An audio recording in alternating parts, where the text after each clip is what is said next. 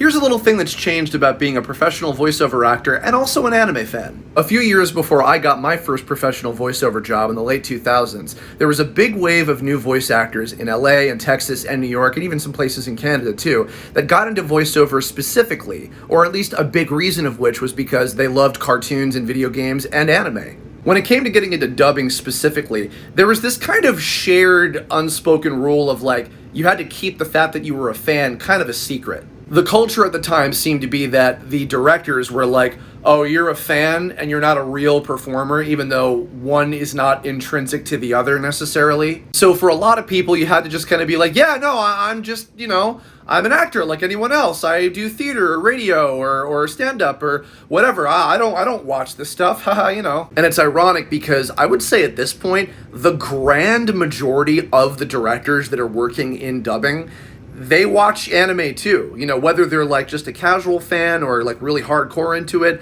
like they just care about this art form and they're not looking down on anybody for being a fan of it as well. In fact, actually, some of the people that started around the same time that I did, they're directing and casting and producing some of these shows themselves now. And actually, one of the biggest things that's changed, and I really, really appreciate this, and this has happened even with old school directors that have been doing this for a long time.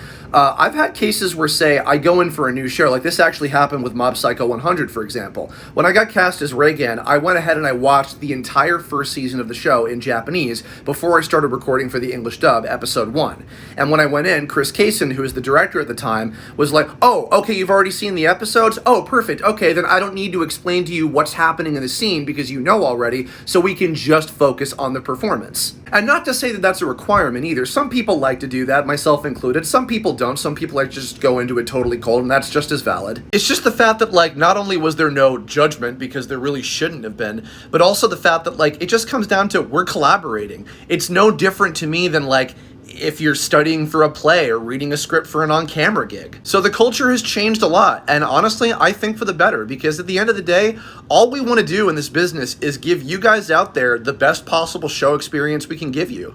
So point being, yes, you can be a fan of what you do and a professional at it at the same time.